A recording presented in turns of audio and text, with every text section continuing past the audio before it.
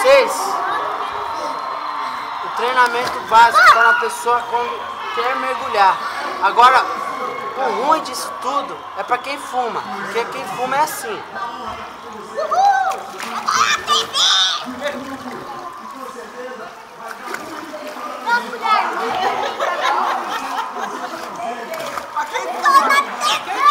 Agora, eu vou mostrar pra vocês quem não fuma.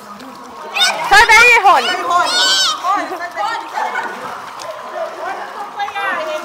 Papai, por favor.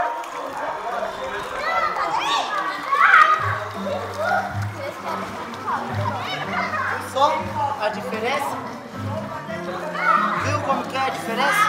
Agora, eu vou mostrar pra vocês quando já é um avançado, um profissional. É mais ou menos assim.